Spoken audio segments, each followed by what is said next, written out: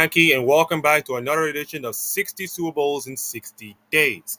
Yesterday was Super Bowl 4, in which the Kansas City Chiefs knock off the mighty Bud Grant and the Purple Peter Eaters of the Minnesota Vikings. This today, we have this absolute mess of a Super Bowl. Oh my God! How I don't know how to break this whole thing down. This was an absolute mess of a Super Bowl. They call it the Blunder Bowl for a reason. And yeah, January 17th, 1971, this is taking place at the Orange Bowl in Miami, Florida. Baltimore Colts 16, Dallas Cowboys 13. This is Tom Landry's Cowboys, mind you. And I need to break down the stats before I get everything. Earl Morale, 7 of 15 for 147 yards and an interception. And then Johnny Unitas came in. Legendary quarterback Johnny Unitas. He went 3 for 9 for 88 yards and a touchdown and 2 interceptions. Craig Morton for the Dallas Cowboys. 12 of 26, 127 yards, 1 touchdown, and 3 interceptions. It was messy. It was absolutely messy. But wait, it gets more. Let's go to the Russian. Tom Nowitzki with 10 of 33 for 3.3 yards average for a touchdown. Walt Garrison, 12 of 65 for a 5.42 average. The receivings is John Mackey, 2 receptions for 80 yards for a touchdown. Roy Jefferson, also from Baltimore, 3 receptions for 52 yards and a 17.33 clip. Dwayne Thomas, 4 receptions for 21 yards, 5.25 a clip and a touchdown. And Dan Reeves. You'll probably see his name come up in a couple of Super Bowls, of course. But for now, he was responsible for 5 catches for 46 yards and a 9.2 average. And in the kicking game, which is pretty much the most important, Jim O'Brien, 1 for 2 on PATs, 1 for 2 on field goals. And that is a loss of 4 points, which doesn't matter in the grand scheme of things, but still. Mike Clark with 101 PATs and 2 field goals. Now you're thinking to yourself, Akeem, why was this Super Bowl so important? The quarterbacks were playing crap. The Russian is not great. The receiving is not brilliant. Do you want to know who's the MVP of that Super Bowl that year? Do you want to know who was MVP of Super Bowl 5?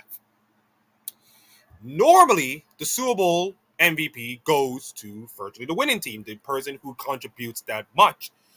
And it has been done throughout all of Super Bowls in the last 60 editions, with the exception of this one.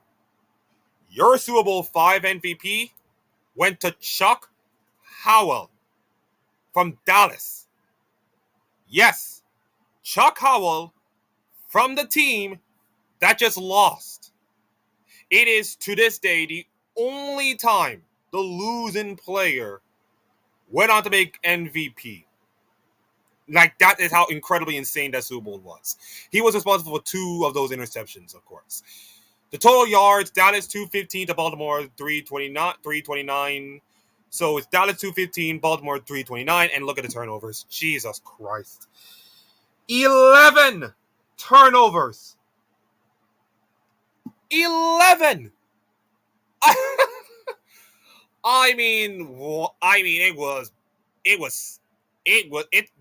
It sends football back to the Stone Age. My goodness. 4 for Dallas, including, I think, those 3 interceptions. Yep, 4 for Dallas with those 3 interceptions by Craig Morton.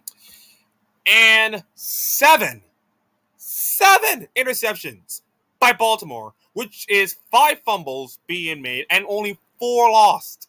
They've lost 4 fumbles, made 3 interceptions, and yet, they somehow won the game. Like, I just cannot comprehend that Super Bowl, even for me. It is one of the most baffling, sloppy, horrific Super Bowls I have ever watched. And, the Super Bowl the Super Bowl between the Rams and Patriots, for a little spoiler alert ahead, was kind of like, it's egregious, but it's not as egregious as this. It's not as egregious like 11 turnovers. Like, Christ almighty. Millions of people watched that Super Bowl, but for this? Like, and for Dallas, mind you, and for Tom Landry, this is not the first time he'll be into a Super Bowl.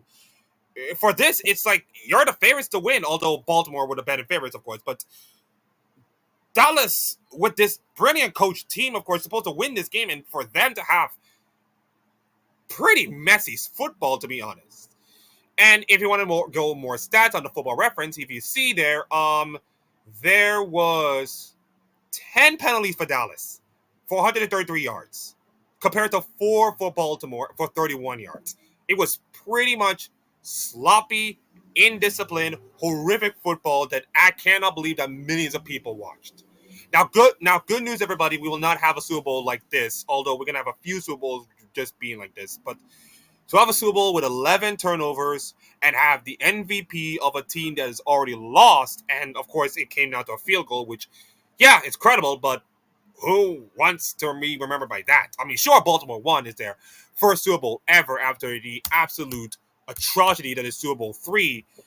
But in terms of like watchability and incredible football, and by the way, this is the 70s, of course.